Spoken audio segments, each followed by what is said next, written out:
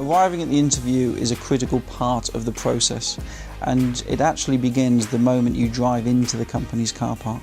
So please do not be an hour and a half early for your interview and park in the company's car park and sit there for an hour and a half, because it might be clocked. And if someone's sitting there for an hour and a half, they think, well, that person isn't very busy. Last thing you want to do is pitch up late for your interview. It doesn't show a particularly good start, and not only that, you're going to feel in the wrong frame of mind for your interview as well. Last thing you want to do is pitch in sort of sweaty, just having to run from the tube station to the office. A good time is about 5 minutes before your interview is due to start. Once again, if this is a large office building, you may have to sign in downstairs and get to the 20th floor. So you've got to really think about the timing, and it is absolutely vital. Too early, too much pressure on the interviewer; too late is no good. Frequently with these companies, certainly larger companies, they've got reserved bays or disabled bays, and you don't want to have to find yourself either circling around the car park for 10 minutes or parking somewhere where you shouldn't do and then being pulled out of your interview to move your car.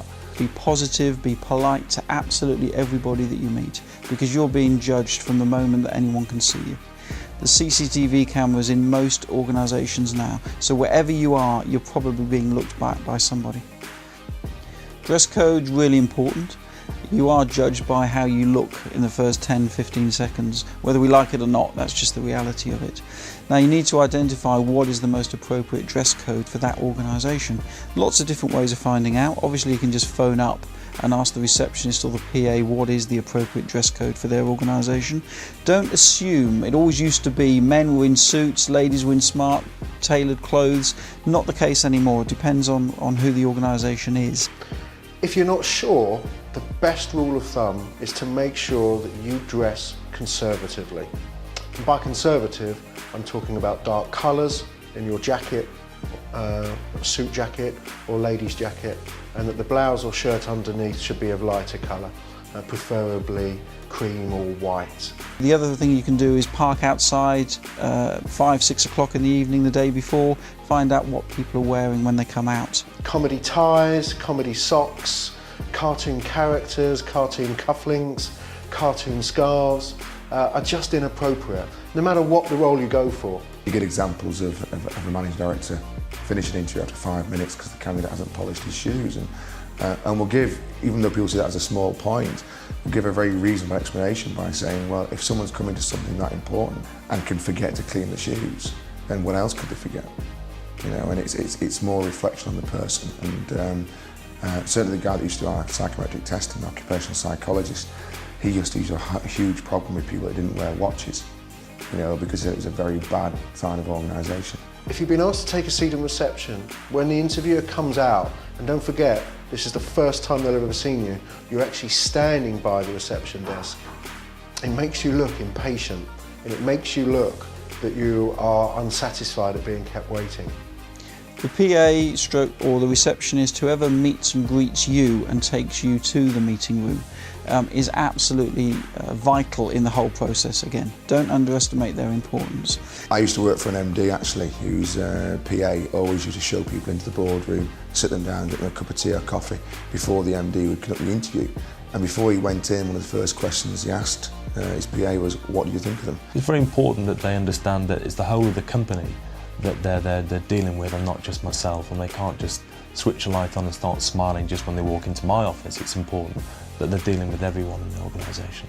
And be ready then, of course, if you've got your coffee, if you've got your brochures, if you've got everything ready, you're going to have to stand up and shake somebody's hand. So pick the right seat, make sure everything's put down, you're not going to knock a coffee over in the first 10 seconds. Show an interest in them, be polite, but don't be over polite, don't be smarmy. You know, nobody likes a smart ass, but show a genuine, sincere interest in them as individuals. Be enthusiastic. I think that actually exudes confidence. And someone who was bright and confident would inspire me. You can have as many qualifications as you like, but if you're not bright and inspiring, I wouldn't be interested. An interviewer wants to see and hear lots of enthusiasm. They're judging you as to whether they like you, whether you're going to fit into the team, how easy or difficult will you be to manage. are you competent? Are you capable of doing the job that they're going to ask you to do? Ability to speak to an audience clearly, not an audience of 100 people, but 1 or 2, clearly, and get your point across. I think it's important to be able to enunciate your experience. It's very easy to write it on a piece of paper, but when it comes to explaining what you've actually done, you need to be able to do that.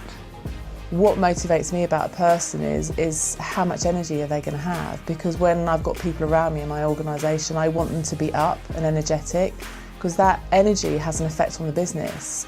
If you've got people that are very low in energy, very lethargic, haven't got much going on in their life, it doesn't really do anything for my organisation or actually anything for me personally. Because at the end of the day, if I'm going to work with them, I want to enjoy being around with them. I don't want to be with people that I don't enjoy their company. The best interviews I've conducted from the point of view of people that have gone on to be successful have always been where the person's attitude has impressed me in the interview. I think interviewees can be too cocky or too humble. When you're hiring people, you want people who will be part of your team, and you're proud to show around the company and meet people from outside. So people who do themselves down, talk into their shoes, things like that, not impressive when you're interviewing. Similarly, you don't want to be taking Jack the lad round to be shown off in your team, who's too cheeky and doesn't have enough knowledge and experience to offset that cheek, shall we say. Switch your mobile phone off, or put it on stun or silent, or whatever it is that you do.